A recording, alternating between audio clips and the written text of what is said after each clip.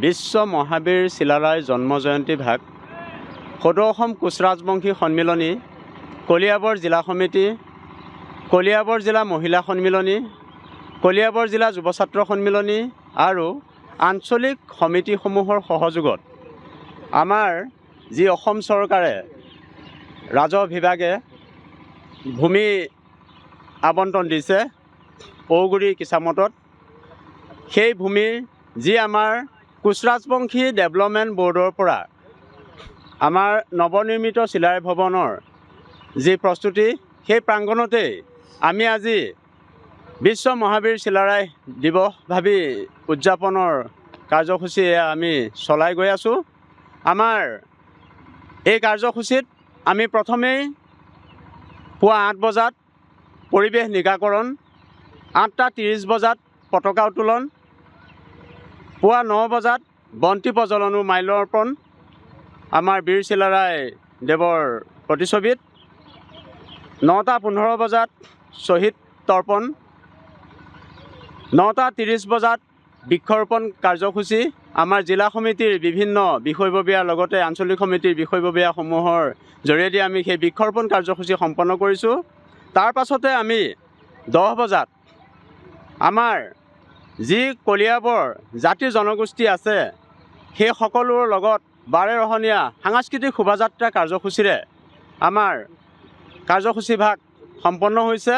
এই কাৰ্যসূচী ভাগ সম্পন্নৰ পাছতেই আমাৰ দুপৰীয়া আহাৰৰ যি ব্যৱস্থা সেই দুপৰীয়া আহাৰৰ ব্যৱস্থা বৰ্তমান হৈ আছে আৰু তাৰ পাছতে কাৰ্যসূচী অনুসৰি আমাৰ 1 বজাৰ পৰা যি মুকলি সভা সেই মুকলি সভা আমাৰ বৰ্তমান আৰম্ভ হ'ব। সেয়া আমাৰ এই আহাৰ গ্ৰহণৰ পিছতেই আৰম্ভ প্ৰক্ৰিয়া হ'ব আৰু এইখিনি পৰ্যায়লৈকে আমি কলিয়াবৰবাসীৰ যি জাতি জনগোষ্ঠীৰ তথা কোচ ৰাজবংশীসকলে আজি ঐক্যবদ্ধভাৱে বীৰ চিলাৰায় দেৱৰ যি জন্ম জয়ন্তী ভাগ আদহ উলহেৰে পালন কৰিছোঁ। তেওঁৰ যি কাৰ্যকৰ্মণিকা, তেওঁৰ যি আমাক দি থৈ গৈছে অৱদান, সেইখিনি অৱদান আমি আজি মুকলি সভাত আমাৰ নিৰ্দিষ্ট বক্তা তথা আমাৰ মুখ্য অতিথি আছে তেখেতসকলে আমাক ৰাইজক অৱগত কৰিব।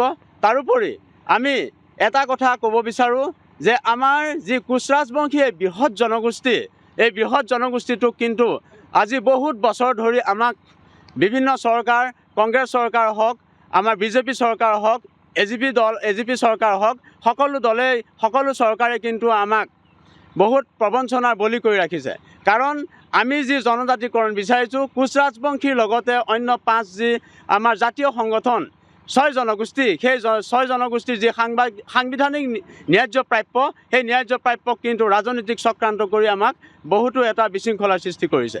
গতিকে আমাৰ মাজত সৌখিদিনা আমি দেখা পাইছোঁ যে আমাৰ মাজতে বিভাজনৰ সৃষ্টি কৰিছে এটা ৰাজনৈতিক চক্ৰান্ত কৰি আৰু সেই ৰাজনৈতিক চক্ৰান্তই আমাৰ যি শক্তি সেই শক্তিক তেওঁলোকে ভাগ কৰিব খুজিছে। গতিকে মই আজি ইয়াত সমবেত হোৱা সকলোকে অনুৰোধ জনাব খুজিছোঁ যে আমি সকলোৱে প্ৰত্যক্ষদৰ্শী হৈছোঁ যে যোৱা যি চৰকাৰ গঠন কৰি আহিছে যি দলেই নহওক সেইসকলে কিন্তু আমাক বহুতো এটা প্ৰবঞ্চনাৰ বলি কৰি আহিছে। গতিকে আমি আগন্তুক বিধানসভা নিৰ্বাচনত আমি ইয়াৰ প্ৰত্যুত্তৰ সকলোৱে দিব লাগিব। বৰ্তমান যি বিজেপি চৰকাৰ আছে কেন্দ্ৰ তথা অসম চৰকাৰত আমি ইয়াৰ পৰা ধিক্কাৰ দি ক'ব খুজিছোঁ তেওঁলোকে যাতে এই আগন্তুক বিধানসভা নিৰ্বাচনৰ আগত আমাক যদি জনজাতি তথা কোচ ৰাজবংশী আৰু 5 জনগোষ্ঠী তথা 6 জনগোষ্ঠীক জনজাতিকৰণ নকৰে কিন্তু ইয়াৰ ভুগিব লাগিব তেওঁলোকে। গতিকে আমি তেওঁলোকক আজি এই মঞ্চৰ পৰাই ধিক্কাৰ দিব খুজিছোঁ। যদি তেওঁলোকে তেওঁলোকক পক্ষত ৰাখিব খোজে তেনেহ'লে আমি বিচৰা যি ন্যায্য প্ৰাপ্য সেই ন্যায্য প্ৰাপ্য দিয়াৰ ক্ষেত্ৰত তেওঁলোকে কিন্তু আমাক যি সাংবিধানিক অধিকাৰ সেই ক্ষেত্ৰত কিন্তু আমাক তেওঁলোকে সাংবিধানিক মতে যি ন্যায্য প্ৰাপ্য সেই প্ৰদান কৰিব লাগে, অতি শীঘ্ৰে কৰিব লাগে। আমি বিধানসভা নিৰ্বাচনৰ পূৰ্বে কিন্তু এইখিনি দাবী আমি জনাইছোঁ। গতিকে আমি এইখিনিকে আজি আমাৰ যি সংবাদ মাধ্যমৰ জৰিয়তে আমি এই কথাখিনি আজি ক'বলৈ পাইছোঁ। আমাৰ সংবাদ মাধ্যমৰ বন্ধুসকলকো আমি আজি যিকোনো খবৰৰ বাবে যোগাযোগ কৰক আমাৰ এই নম্বৰত 9181 307 221।